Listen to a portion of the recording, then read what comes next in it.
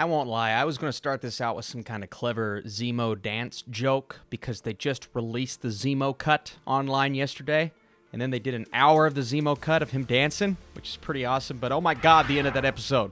We just got to talk about it. Let's just talk about it. Okay, so the Falcon and the Winter Soldier, episode 4. My reaction is coming out a bit later, but I'll tell you this. Oh my goodness, I can't believe they went that route. First of all, killing off one of our characters who I really liked. I was interested to see what Battlestar was going to do in the future. I was thinking to myself, is he going to take the serum? And then even during that fight, I was thinking, did he take the serum? But obviously not, because when he got slammed against the pole, he died. And then you have the world seeing the new Captain America murdering someone. And I knew that guy was expendable, and I understood that that had to be this integral moment that she sees after she kills his partner.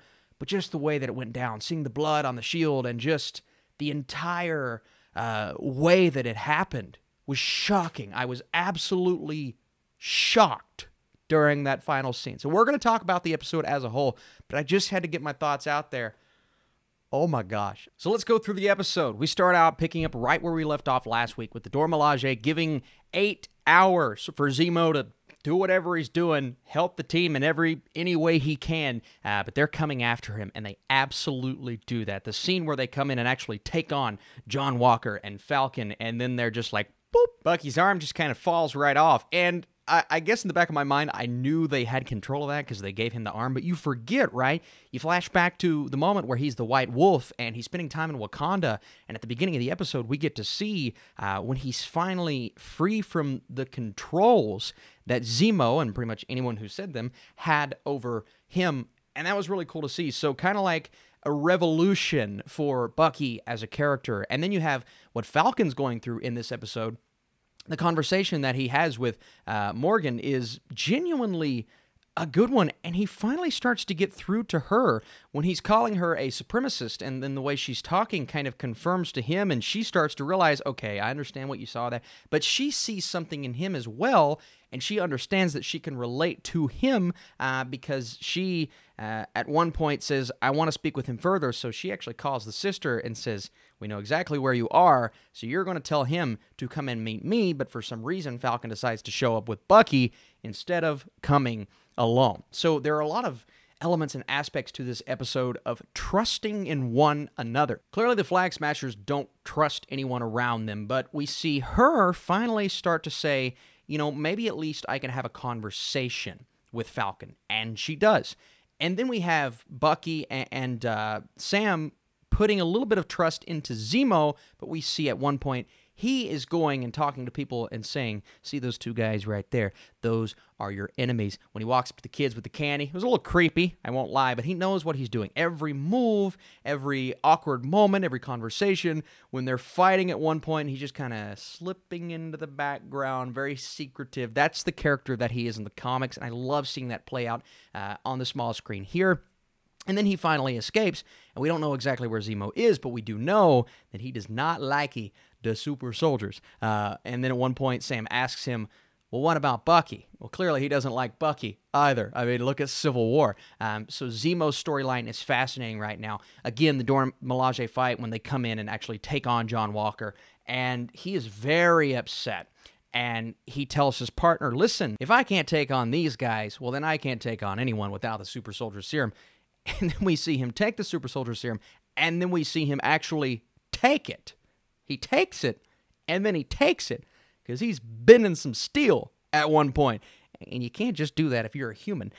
So it's his, I believe, goal and ambition to match the level of the people that he's fighting. But hey, I mean, when you're fighting the Dora Milaje, you're probably not going to win, because they take down everyone. And that was really cool to see, because clearly they're after Zemo because of what he did to the king of Wakanda.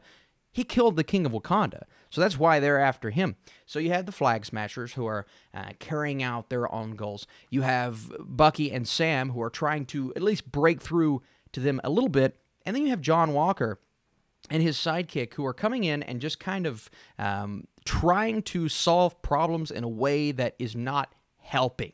He ruins the plan at one point. He interrupts when they're having the conversation, coming in, doesn't give Sam enough time, and it feels like they just keep making the wrong decisions. I like the character of Battlestar. I was extremely interested to see both of them get the super soldier serum, but we see John Walker gives it to himself, and, you know, what happens at the end happens for a reason, sets him off, setting him off for future episodes. We knew at one point, right, he's not going to end up as Captain America, so what's he going to end up as? Well, it looks now like he has turned, and everyone knows that he has turned because everyone sees him take that shield and kill someone with the shield, with the symbol that's supposed to mean everything, and that is not a good look for your new Captain America, and that is probably part of the reason why the government's going to take that thing away from him, and whether Sam gets it from them or they give it to him, that's how he's going to end up with it. But just the way that that episode goes out, all of these loose ends open. We do have the situation with the power broker. We're trying to figure out who that is. I thought it was Sharon at a point, but she's actually been helping them throughout the entire episode, so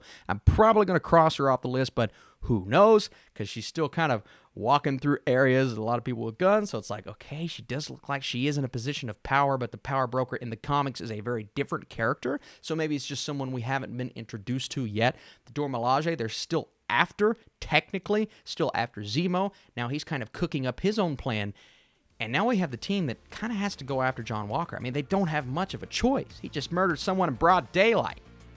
You don't just do that, bro. But he did it, and he was very aggressive in the way that he did it. So my big question to you guys is, how do you feel about, one, just the big ending of the episode? This episode was kind of full of a lot of conversations, but we also got some great action scenes between the characters, some great action scenes of the characters taking on other people. I really like the fight with the Flag Smashers toward the end. I like seeing the new Captain America utilize those powers, even though we're all kind of questioning that now, and is he indeed going rogue? Because that's what it looks like to me. It looks like our new Captain America is pissed, but he just murdered somebody. Look, he murdered somebody in broad daylight. I can't believe Disney did that. I can't believe Marvel did that. I can't believe Disney did that. I'm shocked. I'm shooketh right now. The ending was wild.